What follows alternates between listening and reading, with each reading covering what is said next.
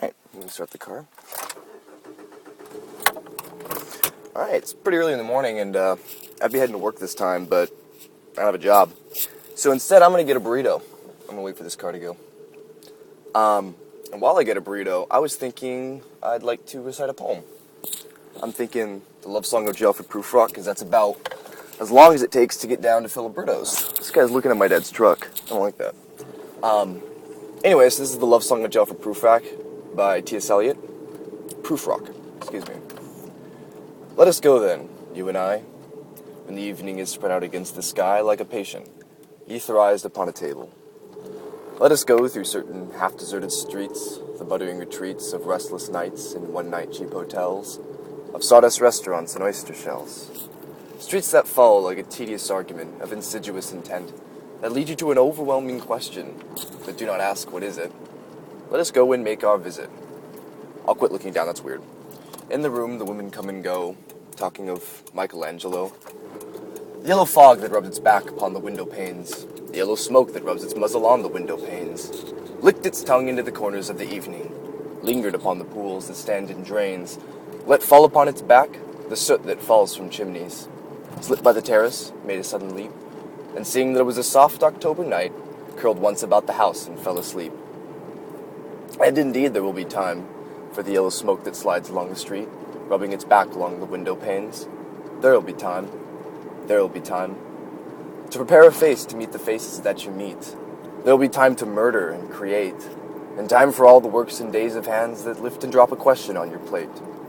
Time for you, and time for me, and time yet for 100 indecisions, for 100 visions and revisions, before the taking of a toast and tea. In the room, the women come and go, talking of Michelangelo. And indeed there will be time to wonder, do I dare, and do I dare? Time to turn back and descend the stair with a bald spot in the middle of my hair. They will say, how his hair is growing thin. My morning coat, my collar mounting firmly to the chin. My necktie modest, but asserted by a simple pin. They will say, how his legs and arms are thin. Do I dare disturb the universe? For in a moment there is time for decisions and revisions, which a minute will reverse. For I have known them all already, known them all, have known the evenings, mornings, afternoons, have measured out my life in coffee spoons. I know the voice is dying with a dying fall, beneath the music from a farther room. So how should I presume? For I have known them all already, known them all. Eyes that fix you in a formulated phrase, and when I am formulated sprawling on a pin, when I am pinned and wriggling on the wall, then how should I begin to spit out the buttons of my days and ways, and how should I presume?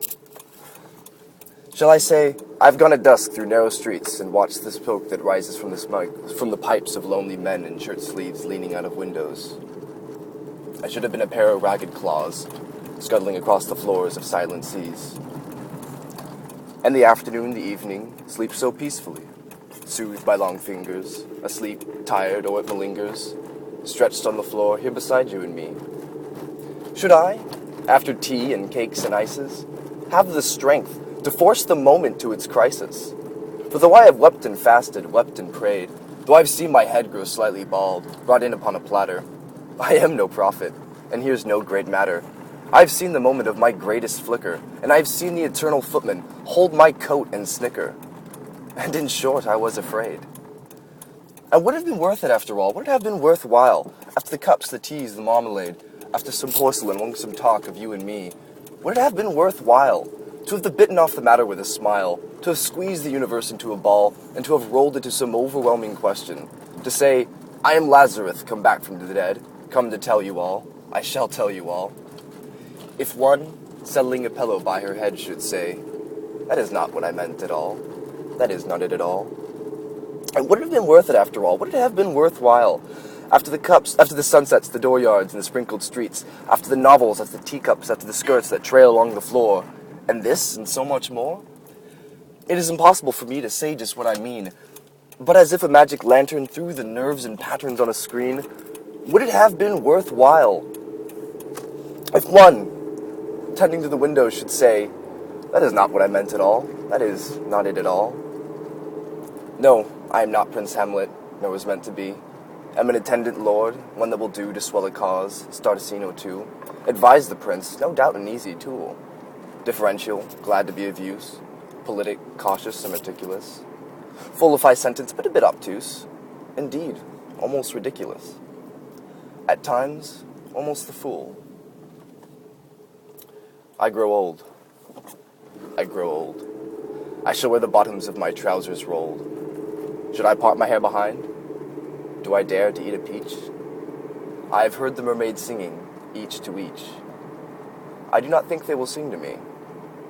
I have seen them riding seaward on the waves, combing the white hair of the waves blown back when the wind blows the water white and black. We linger in the chambers of the sea, by sea girls wreathed in seaweed red and brown, till human voices wake us, and we drown. And I got about a minute left until Filiberto's. So, and I'm actually right at my old work, so that worked out nicely. The Love Song of Jail for Prufrock is about 8 minutes, and that's how long it took to get to work. I did mess up a little bit. I almost hit a lady, and so I think that's when I skipped a line about braceleted arms, and I'm dead serious. So yeah, that was the Love Song of Jail for Prufrock by T.S. Elliot. I don't feel safe reciting anything else, so I'm gonna sign off.